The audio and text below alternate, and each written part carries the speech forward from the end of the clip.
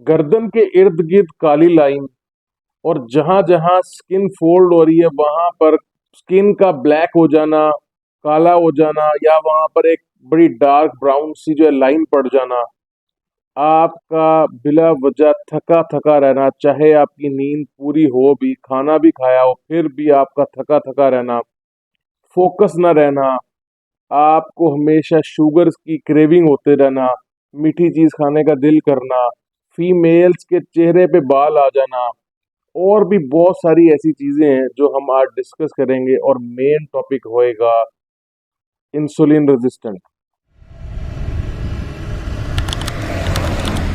मैं डॉक्टर मुज्तबा आज की वीडियो में आपसे जिस चीज पे डिस्कशन करने आया हूँ वो है इंसुलिन रेजिस्टेंस। इस पे मैंने एक रील बनाई, और मेरे बहुत ही अच्छे दोस्त ने मुझे मशवरा भी दिया, और काफ़ी लोगों के कमेंट्स भी आए कि इसके ऊपर एक लॉन्ग वीडियो बनाई जाए, क्योंकि लोगों को इस चीज़ के बारे में एक तो नॉलेज भी कम है, इसकी समझ भी कम है, और ये बहुत सारी बीमारियों से एक जुड़ी हुई चीज़ है। यानी डायबिटीज़ के अंदर, पीसीओएस के अंदर, जो आपकी पॉलीसिस्टिक ओवरी डिजीजेज होती हैं, इन सब के अंदर जो है, कैंसर्स के अंदर, इन सब के अंदर इंसुलिन रेजिस्टेंस जो है वो डेवलप होती है। और उसकी वजह से ये बहुत सारे साइन जो मैं आपको गिनवा चुका हूँ ये आना शुरू हो जाते हैं। अब इंसुलिन रेजिस्टेंस है क्या? अगर आपको थोड़ा सा मेडिकल का नॉलेज हो तो आपको एक ऑर्गन का नाम मैं बताऊंगा, जिसे हम पेंक्रियास कहते हैं, और उर्दू में हम कहते हैं उसे लबलबा।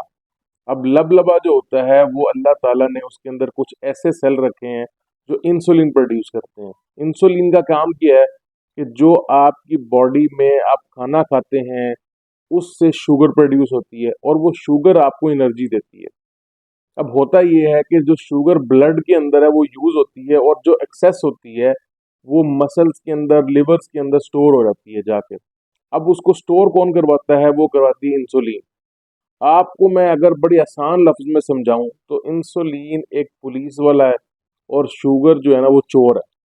अब चोर जब तक बाहर रहेगा तो उसका नुकसान है, तो अल्लाह ताला ने एक पुलिस वाले की ड्यूटी लगा दी है कि जब भी वो एक्सेस में होगा तो वो पुलिस वाला उसे पकड़ेगा और जाके उसे जेल में बंद कर देगा। अब वो क्या है जो जेल है? वो जेल है आपके मसल्स, आपका लिवर।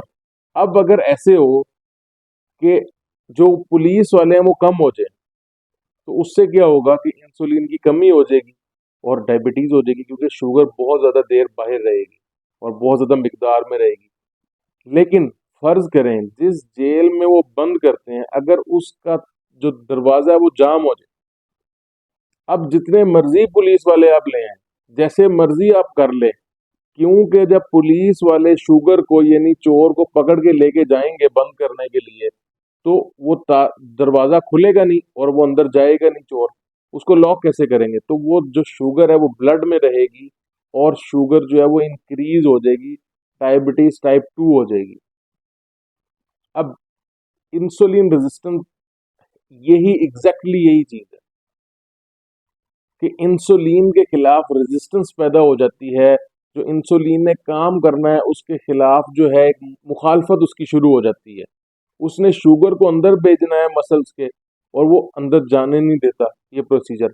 उसकी वजह से क्या होता है कि ब्लड में शुगर की ज्यादती हो जाती है, और डायबिटीज टाइप 2 हो गया, पीसीओस, इन जो मैं आपको बता चुका, पॉलीसिस्टिक ओवरी डिजीज जो फीमेल्स के अंदर होती हैं, चेहरे पे बाल आ जाते हैं, रंगत चेंज हो जाती है, और बच्चादानी के अंदर रसोलियां बन जाती हैं, थैलियां बन जाती हैं। तीसरी जो इसके अंदर चीज है वो है आपके मिड सेक्शन, यानी आपके पेट का जो मिड सेक्शन है उसके इर्द गिर्द चर्बी जमा होना शुरू हो जाती है, क्योंकि इंसुलिन ज्यादा रहती है और वो फिर फैट में कन्वर्ट होती है और वहां पर वो जमना शुरू हो जाती है। चौथा जो होता है वो इसके अंदर होता है फैटी लिवर। आपके जिगर के ऊपर चर्बी जो है वो जमा होना शुरू हो जाती है। अब इस चीज में भी ना बहुत ज्यादा लोग कंफ्यूज होते हैं। आप मेरी एक बात याद रखें कि जो जिगर की चर्बी है वो सबसे पहले जमा होती है और सबसे एंड में निकलती है। इसका क्या मतलब है कि फर्ज करते हैं कि अगर एक बंदा मोटा है, उसके आगे पेट के आगे चर्बी है, तो इसका 110% मतलब ये है कि उसके जिगर पे चर्बी होगी, क्योंकि जब चर्बी ने बनना है और जमा होना शुरू होना है तो उसने सबसे पहले जिगर पे चढ़ना है, फिर जाके पेट पे आना है, और जब उसने पिघलना है तो फिर भी ऐसे ही पिघलना है कि उसने पहले पेट से जाना है और फिर बाद में जिगर से जाना है। तो किसी पतले बंदे को जो है वो फैटी लिवर तो हो सकता है, लेकिन ये नहीं हो सकता कि अगर कोई मोटा बंदा हो, बहुत ज्यादा, बहुत ओबीस हो, तो उसको फैटी लिवर ना हो। अब ये जो सारे मैंने आपको बताए हैं, ये इंसुलिन रेजिस्टेंस कॉज करते हैं, जिसकी वजह से इंसुलिन अपना सही तरह काम नहीं कर सकती। और जो आपके डायबिटीज के ड्रग्स हैं, यानी जो हम ऐसी मेडिसिन जो डायबिटीज के लिए हम यूज करते हैं, उनमें से मोस्ट ऑफ द काम भी यही है कि वो इंसुलिन रेजिस्टेंस को कम करती हैं और आपके ब्लड शुगर को कंट्रोल करने की कोशिश करती हैं।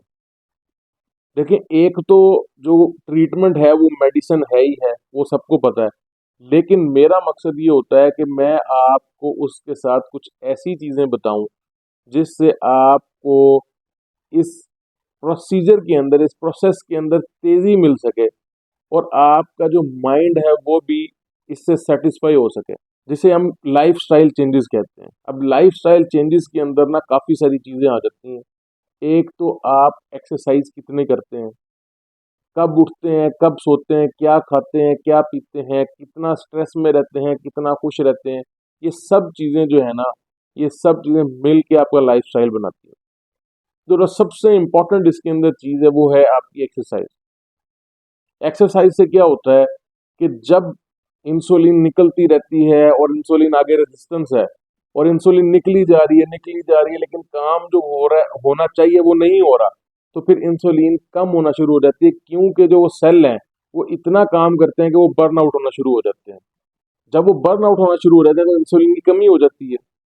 तो अब जो वॉक है, अगर आप सिंपल वॉक करते हैं, भागना नहीं मैं रिकमेंड कर रहा, मैं इधर आपको वॉक बता रहा हूँ कि अगर आप वॉक करना शुरू कर देते हैं, हर रोज आधे घंटे से 1 घंटे की वॉक, तो होगा क्या कि आपकी ना सिर्फ इंसुलिन की प्रोडक्शन अच्छी होना शुरू हो जाएगी, बल्कि आपकी इंसुलिन रेजिस्टेंस भी कम होना शुरू हो जाएगी। दूसरी इसमें जो एक्सरसाइज बड़ी इंपॉर्टेंट है वो है रेजिस्टेंस ट्रेनिंग। रेजिस्टेंस ट्रेनिंग क्या चीज़ है कि जब आप वजन उठा के एक्सरसाइज करते हैं, और स्पेशली मेल्स के लिए तो ये बहुत जो है ना करामत चीज़ है, क्योंकि वो मेल हार्मोन जो आपका टेस्टोस्टेरोन है इसको भी इंक्रीज करती है, ग्रोथ हार्मोन को भी एक्सरसाइज इंक्रीज करती हैं, और इंसुलिन को भी, रेजिस्टेंस को भी कम करती हैं। अब आ जाते हैं दूसरी बात के ऊपर। जो दूसरी इसके अंदर बड़ी इंपॉर्टेंट चीज़ है वो है आपका स्ट्रेस, कि आपकी लाइफ में जो परेशानियां हैं उसको आप हैंडल कैसे करते हैं। परेशानियां तो देखें हर इंसान की ज़िंदगी में आती जाती रहती हैं, लेकिन एक बात के ऊपर परेशान हो जाना और उस बात का स्ट्रेस ले लेना, ये हमारी बॉडी के लिए बड़ा खतरनाक है। अब इसमें एक हार्मोन होता है जिसे हम कॉर्टिसोल लेते हैं कहते हैं।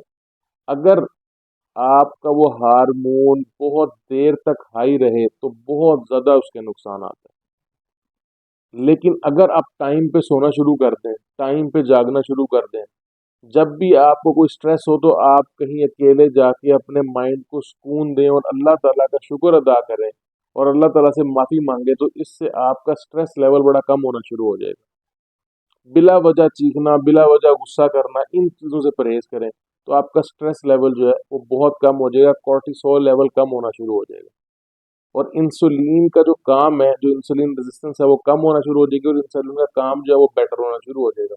तीसरी चीज़ जो हमारे मज़हब के अंदर भी है और बड़ी ही इम्पोर्टेंट चीज़ है, और इसके इतने बेशुमार फ़ायदे हैं कि मैं अगर आपको गिनवाने लगूँ तो शायद इस वीडियो के अंदर तो क्या, इसके ऊपर पूरी एक वीडियो भी बन जाए फिर भी मैं गिनवा नहीं सकता, और वो है फास्टिंग, यानी रोज़ा रखना।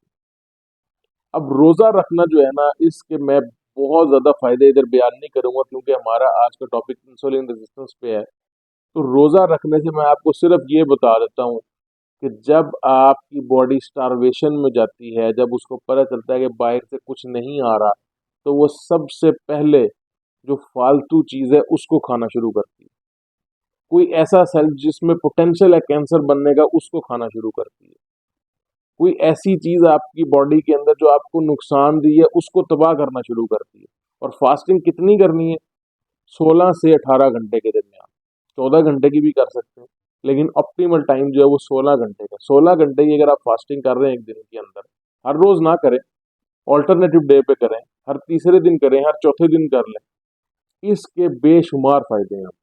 जो नेक्स्ट पॉइंट है वो है, जैसे मैंने आपको बता चुका कि कुछ ऐसी बीमारियां होती हैं जिसके अंदर इंसुलिन रेजिस्टेंस इंक्रीज होती है, यानी डायबिटीज टाइप 2 हो गई, पीसीओज हो गए, कैंसर हो गए, लिवर के मसले हो गए। अब इन वजह से अगर आपकी इंसुलिन रेजिस्टेंस हाई है तो आपको सबसे पहले अपने किसी अच्छे फिजिशियन के पास, अच्छे डॉक्टर के पास जाके इन बीमारियों को ट्रीट करवाना चाहिए है, इन बीमारियों को कंट्रोल करना चाहिए।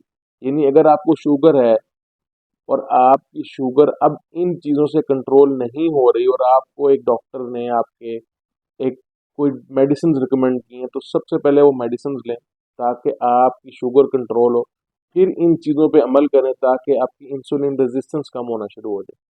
अगर आपके जिगर का कोई मसला है तो अपने डॉक्टर को दिखाएं ताकि वो उसका कोई स्पेसिफिक ट्रीटमेंट आपको बता सके। अब आखिरी चीज़ जो है वो मैंने आखिर में रखी इसलिए क्योंकि ये बड़ी इंपॉर्टेंट है, और ये एक कहवा है। मैं अक्सर वीडियोस बनाता हूँ ग्रीन टी के ऊपर, दारचीनी के कहवे के ऊपर, और लोग जो हैं बड़े कमेंट करते हैं कि डॉक्टर साहब इसको पीने से हमारी शुगर खत्म हो जाएगी। देखिए, ऐसा पॉसिबल नहीं है। अगर दारचीनी के कहवा पीने से, ग्रीन टी पीने से शुगर जड़ से खत्म हो जाती तो ये इतने ज़्यादा जो इलाज बन चुके हैं, ड्रग्स बन चुके हैं, ये बनते ही ना। क्योंकि दुनिया में लाखों करोड़ों अरबों इंसान है, कोई तो होता बंदा जो ऐसे ट्रीट हो जाता। किसी को तो आप देखते। अगर कोई नहीं है इसका मतलब है कि ये चीज़ें एड करती हैं, यानी मदद देती हैं। ट्रीटमेंट पूरा नहीं कर सकती, उसको जड़ से नहीं उखाड़ सकती, और इनकी एड जो है वो साबित भी है। कई रिसर्चेज हुई हैं जिसमें ग्रीन टी के और दालचीनी के कहवे के इंसुलिन पे जो इफेक्ट हैं वो देखे गए हैं, इंसुलिन रेजिस्टेंस की कमी में देखे गए हैं, ओबेसिटी को खत्म करने में देखे गए हैं। इसलिए ये थोड़ी वाइडली यूज भी होती हैं। तो अगर आप ग्रीन टी का या दालचीनी का कहवा बना के पीते हैं तो आपको इंसुलिन रेजिस्टेंस कम करने में ज़रूर मदद मिलेगी। आखिर में मैं आपसे यही कहूँगा कि आप मेरी इस वीडियो को अपने ऐसे दोस्तों के साथ लाजमी शेयर करें जिनमें ये साइंस और सिम्टम्स आपको दिखाई देते हैं, या उनकी फैमिली में शुगर रन करती है, उनके वालदैन को, उनके बहन भाइयों को किसी को शुगर है, या आपको लगता है कि आप में अगर ये सिम्टम्स हैं, तो लाजमी इस वीडियो को शेयर करें ताकि लोगों में इस बात का नॉलेज फैल सके, लोगों को ये समझ आ सके कि इंसुलिन रेजिस्टेंस बेसिकली है क्या और इसको कंट्रोल कैसे करना है। शुक्रिया।